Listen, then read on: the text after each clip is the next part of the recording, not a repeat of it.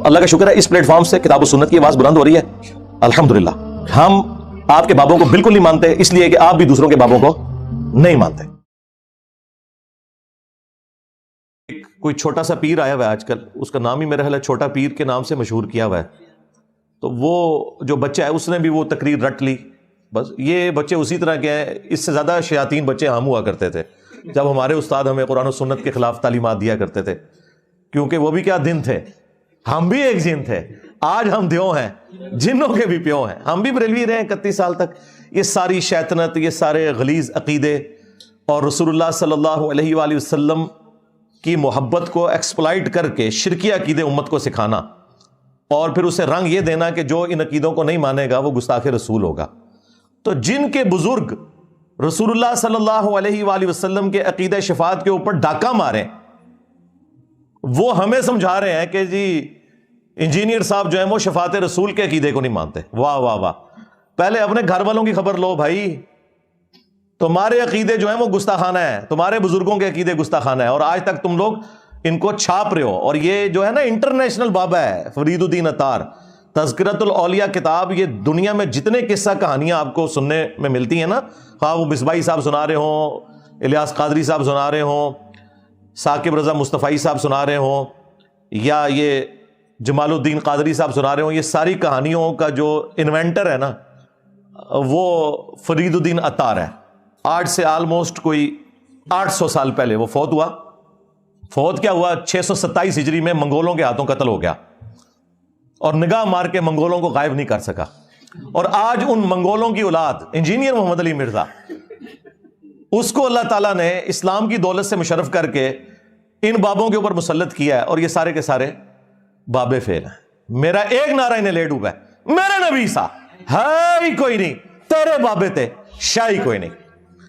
بایزید بستامی کے ماننے والے, یزید ابے دے مننے والے, جو یہ بکواس کرتا تھا, بھونکتا تھا کہ قیامت والے دن محمد اور تمام انبیاء میرے جھنڈے کے نیچے ہوں گے اور میرا جھنڈا محمد کے جھنڈے سے بھی بڑا ہوگا.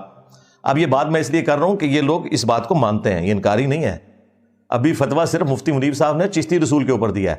ہاں, ابھی بہت سا کام باقی ہے. ان عبارتوں پہ کوئی فتوی نہیں ہے, ان کی تعویل کرتے ہیں شطحیات کے نام کے اوپر. خیر, میں اس کو کافی دفعہ ٹاپک میں ڈسکس کر چکا ہوں, آج میرا وہ ٹاپک نہیں ہے. آج جو ٹاپک ہے وہ جو بغدادی صاحب ہے یا وہ جو چھوٹا پیر, اس نے چند ایک جملے ان سے رٹ کے تو بیان کیے ہیں, اور یہ سمجھ رہے ہیں کہ ہمارے ہاتھ کوئی ایسی حدیث لگ گئی ہے بخاری و مسلم کی کہ جس کے ذریعے ہم اپنے من گھڑت عقائد کی ترویج کر سکیں گے. تم لوگوں کا کیا لینا دینا؟ بابوں کے ماننے والے لوگ قرآن و سنت کبھی کھول کے تم لوگوں نے پڑھا نہیں ہے, اور آج حدیث شفاعت سنا کے ہمیں بتا رہے ہو کہ قیامت والے دن سب کے سب لوگ رسول اللہ صلی اللہ علیہ وآلہ وسلم کے قدموں میں حاضر ہوں گے. اور تم تو وہ ہو کہ کہتے ہو کہ ہمیں عبد القادر جیلانی آ کے بچائیں گے.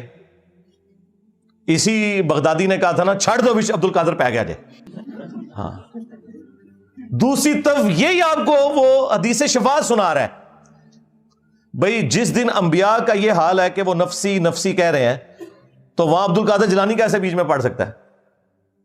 انبیاء کے جیسا ہے ہی کوئی نہیں. تیرا عبد القادر جیلانی تو شاہی کوئی نہیں. کہتے بابے تو شاہی کوئی نہیں. جی بابے تو شاہی کوئی نہیں انبیاء کے مقابلے پہ. تم لوگوں نے کہا تھا نا کہ بڑے سے بڑا غوث قطب ابدال ہو, ایک صحابی کے گھوڑے کے قدموں کی خاک کے برابر نہیں, یہ کہتے تھے نا. تو میں تو بڑا ہلکا جملہ بول رہا ہوں کہ رسول اللہ کے مقابلے پہ بابے تشائی کوئی نہیں. تم لوگ تو کہتے تھے یہ تو جانوروں سے بھی بدتر ہے بابے, صحابہ کرام کے جانوروں سے بدتر ہیں. حالانکہ میں اس عقیدے کو نہیں ٹھیک مانتا کہ کسی کلمہ گو اہل قبلہ کو کتنا بھی گیا گزرا ہو کہ اسے جانوروں سے بدتر کہا جائے. لیکن یہ چونکہ کہتے تھے کہ ان کے غوث قطب ابدال صحابہ کرام کے جانوروں سے بھی بدتر ہیں, بلکہ ان کے قدموں سے لگی ہوئی جو دھول ہے نا وہ بہتر ہے. تو جب ہم کہتے ہیں کہ رسول اللہ کے مقابلے پہ باب تشائی کوئی نہیں, تو کہتے ہیں گستاخی ہو گئی ہے. ان کا آپ یعنی انٹلیکچوئل لیول دیکھ لیں, ان کی کامن سینس دیکھ لیں, وہ بھی ان کے اندر موجود نہیں ہے. اچھا, اس کے اندر انہوں نے کچھ جملے بولے ہیں, میں آپ کو وہ سناتا ہوں کہ وہ کیا بات کر رہے ہیں. وہ کہتے ہیں کہ جی نقلیں اتارنے کے انداز میں انہوں نے یہ گفتگو کی ہے جیسے کسی کی نقل اتاری جاتی ہے. یعنی انہوں نے اللہ کو ہمارے کھاتے میں ڈالا ہے. اور بایزید بستامی جو یہ کہتا تھا کہ میرا جھنڈا محمد کے جھنڈے سے بھی بڑا ہوگا، نعوذ باللہ، اس کے ماننے والے نے نبی علیہ السلام کو اپنے کھاتے میں ڈالنے کی کوشش کیا. نکلو ادھروں ہے تو اڑا کے لینا دینا رسول اللہ نال صلی اللہ علیہ وآلہ وسلم. تو وہ نقلیں اتارتے ہوئے کہتا ہے کہ جی یہ کہتے ہیں اللہ کے سوا کوئی مشکل کشا نہیں، اللہ کے سوا کوئی حاجت روا نہیں، اس کو نقلیں اتارنے کے انداز میں، اور ہمیں ٹونٹ کر رہا ہے. اور وہ کہتا ہے قیامت والے دن دیکھیں سب کے سب رسول اللہ کے پاس آئیں گے صلی اللہ علیہ وآلہ وسلم. تم نے تو بایزید بستامی کے پاس جانا ہے نا، اور جو اس کے ساتھ قیامت کے دن ہونا ہے نا، ہماری تو دعا ہے تمہیں، بد دعا نہیں میں کہتا، دعا ہے کہ تمہارے ساتھ بھی وہی کچھ ہو اگر تم لوگوں نے توبہ نہ کی مرنے سے پہلے. اس کے بعد پھر وہ کہتے ہیں کہ جی یہ لوگ اس دن اللہ کی طرف منہ نہیں کریں گے. یعنی وہ یہ بتانا چاہ رہے ہیں کہ ہم جو ہیں وہ نعوذ باللہ رسول اللہ کے ماننے والے ہیں، وہ اپنے آپ کو یہ پیش کرنے کی کوشش کر رہے ہیں، حالانکہ بازید کے ماننے والے. اور جو انجینئر صاحب ہیں یا ان کے اسٹوڈنٹس ہیں یا باقی لوگ جو ہیں یہ اللہ کے ماننے والے ہیں، یعنی وہ اللہ کو اون نہیں کر رہے.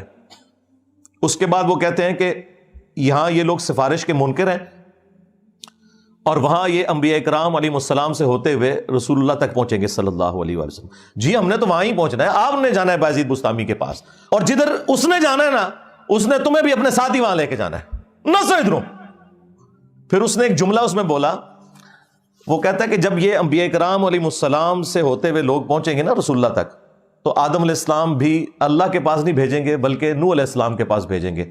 اور نوح علیہ السلام جو ہیں وہ موسیٰ علیہ السلام کے پاس، اور وہ ابراہیم علیہ السلام کے پاس، وہ عیسیٰ علیہ السلام کے پاس. تو اس نے ایک جملہ بولا ہے کہ دھیان کرنا کدھر آدم علیہ السلام بھی تھے بریلوی نہیں نے. اچھا یہ جملہ میں بولتا نا تو انہوں نے کہنا تھا انہوں نے گستاخی کر دیا، حالانکہ میں اسے گستاخی نہیں سمجھتا، یہ سمجھانے کے لیے اسی طریقے سے بات کی جاتی ہے. لیکن ان کی ڈاکٹرن میں یہ گستاخی ہے جب یہ بول رہے ہیں نا کہ بھی آدم علیہ السلام بھی بریلوی ہیں. اب میں اگر کہوں نا کہ آدم علیہ السلام بھی علمی کتابی ہیں یا صرف مسلم ہے تو انہوں نے کہنا دیکھو جی یہ تو آدم علیہ السلام کو اپنے فرقے میں شامل کر رہا ہے، حالانکہ ہمارا تو فرقہ ہی نہیں ہے. فرقوں کی تو چندہ بک ہوتی ہے، ایک بڑا ہوتا ہے، اور فرقوں کی سب سے بڑی نشانی ہے کہ وہ یہ کہتے ہیں باقیوں کے پیچھے نماز نہیں ہوتی، باقی سارے کافر ہم مسلمان، ہم تو چندے بھی تمہیں دیں، نمازیں تمہارے پیچھے پڑھیں، مسجد کوئی الگ نہیں بنائی، وہ گالی جو تمہارے بزرگوں کو لگتی ہے ہمیں تو نہ دو. اب اس غم کو تو میں ختم نہیں کر سکتا کہ تمہارے بزرگ یہ سارا گند کر کے گئے، ایک دوسرے کو کافر کہہ کے گئے، ایک دوسرے سے اپنی مسجدیں الگ کر کے گئے، چندہ بک الگ کر کے گئے. یہ ساری گندگی اگر میرے اندر نہیں ہے تو تمہیں اس بات کا غم کیوں نہیں جا رہا؟ مان لو کہ نہیں ہے میرے اندر وہ گندگی. اور صرف اتنا ماننا کافی نہیں بلکہ یہ بھی کہنا پڑے گا کہ ان کے اندر یہ گندگی موجود تھی. اور پھر اینڈ پہ جب لوگ پوچھیں نا کہ انجینئر صاحب گندی مکھی ہیں، گند پہ بیٹھتے ہیں، تو آپ نے پھر کہنا کہ انجینئر صاحب کو کچھ نہ کہا کریں، یہ گند ہمارے بزرگوں کا تھا، انجینئر صاحب تو گند صاف کر رہے ہیں. انجینئر صاحب گندی مکھی نہیں ہے، گند ہمارے بزرگوں نے پھیلایا تھا، قصور انجینئر صاحب کا نہیں، قصور ہمارے بزرگوں کا ہے. اور آخری جملہ انہوں نے اس میں یہ بولا کہ جب لوگ عیسیٰ علیہ السلام کے پاس پہنچیں گے نا تو عیسیٰ علیہ السلام کہیں گے کہ میں آج اس شخص کو جانتا ہوں جس کے ہاتھوں پر شفاعت کا دروازہ کھلے گا، تم محمد رسول اللہ صلی اللہ علیہ وآلہ وسلم کے پاس چلے جاؤ. اس پہ پتہ انہوں نے کیا بولا ہے کہ وہ عیسیٰ علیہ السلام ہوں گے، جیل میں نہیں ہوں گے. یعنی میرا وہ کہہ رہا ہے کہ وہ عیسیٰ علیہ السلام ہوں گے، وہ انجینئر نہیں ہوگا. بھائی انجینئر تو بھیج ہی رسول اللہ کے پاس رہا ہے صلی اللہ علیہ وآلہ وسلم. یہ کہنا چاہیے تھا کہ عیسیٰ علیہ السلام بابی نہیں ہوں گے، کتابی ہوں گے، یہ کہنا چاہیے تھا تجھے. دیکھیں اب یہ اگر اس طرح کا جھوٹا الزام میرے اوپر نہ لگاتے تو ان کے بابے بھی تختہ مشق نہ بنتے. میں نے آپ کو بارہا یہ چیز کھول کر بیان کی ہے کہ جو بھی رسول اللہ صلی اللہ علیہ وآلہ وسلم کی ختم نبوت کی برکت سے اس پلیٹ فارم کی دعوت حق کو بدنام کرنے کی کوشش کرے گا، میں نے سیدھا اس کے بزرگوں کو ہاتھ ڈالنا ہے. میں نہیں چھڑنا کوئی بابا، چولہا تو ہڈیاں لا کے رکھ دینی نے. ایک چیز تھی رسول اللہ تو توبہ کی تھی نا، حالے تو بہت کچھ باقی ہے.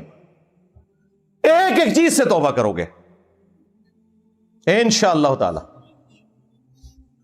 جو بریلوی عوام ہے نا ان کو ہمارا مقدمہ کلیئر ہو جائے کہ ہم قرآن و سنت کی روشنی میں کون سی بات پبلک کے سامنے رکھ رہے ہیں، اور ان کے علماء کس طریقے سے قرآن و سنت کی تعلیمات کو بگاڑ کر اپنے بابوں کی تعلیمات قرآن و سنت کے نام کے اوپر بیچ رہے ہیں، چندے کھا رہے ہیں، جائیدادیں بنا رہے ہیں، آوازیں لگا رہے ہیں مکے اور مدینے کی لیکن سواریاں پھینک رہے ہیں بغداد شریف میں، اجمیر شریف میں، دیوبند شریف میں، بریلی شریف میں، آوازیں لگا رہے ہیں قرآن و سنت کی، لیکن تعلیمات سکھا رہے ہیں صوفیاء کی۔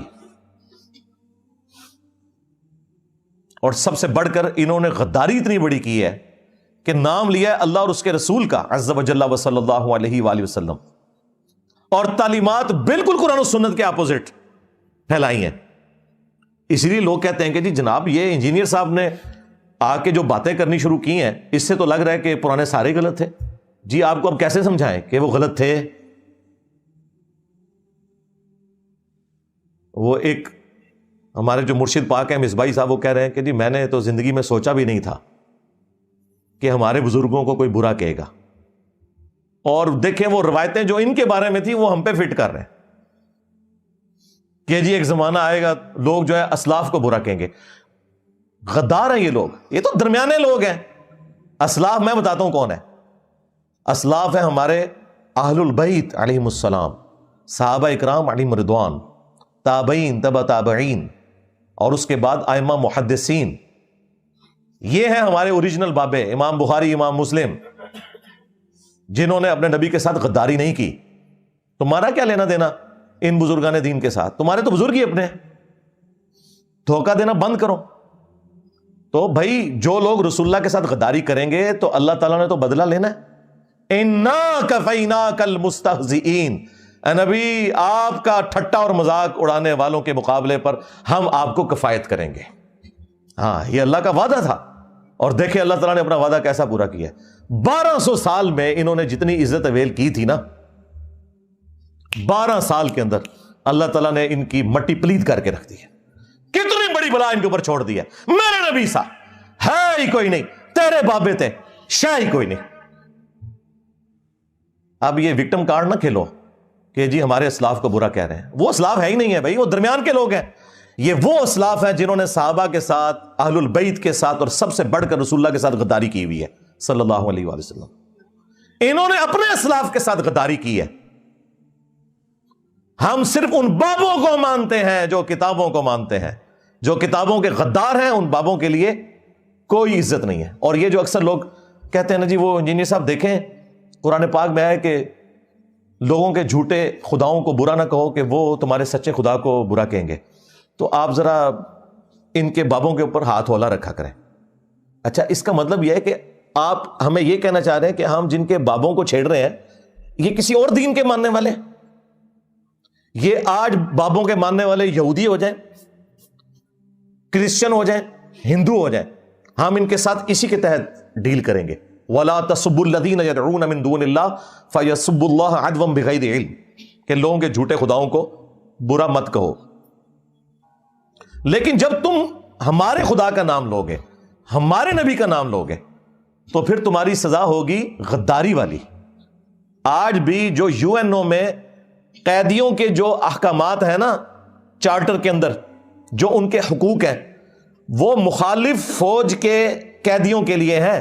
اپنی فوج کا کوئی شخص غداری کرے تو اس کی سزا سیدھی سیدھی قتل ہے۔ اس طریقے سے کافروں کے ساتھ ڈیلنگ ڈیفرنٹ ہے، ان کے لیے یہی آیت ہے۔ یہ کافروں کے بارے میں آیت ہے کہ لوگوں کے جھوٹے خداؤں کو برا نہ کہو۔ تم تو مسلمان ہونے کے دعوے دار تھے، اس کا مطلب ہے تم خود ہی کہتے ہو کہ ہم کسی دوسرے مذہب کے ماننے والے ہیں، ٹھیک ہے نکل جاؤ، پھر ختم ہوگی بات۔ لیکن اگر تم کہو کہ ہم مسلمان ہیں تو بھئی مسلمان جو ہوگا پھر وہ اللہ اور اس کے رسول کے ساتھ غداری نہیں کر سکتا عز و جل و صلی اللہ علیہ وآلہ وسلم۔ پھر غداروں کے لیے سیدنا عمر کی تلوار ہے اور انجینئر صاحب کی زبان ہے۔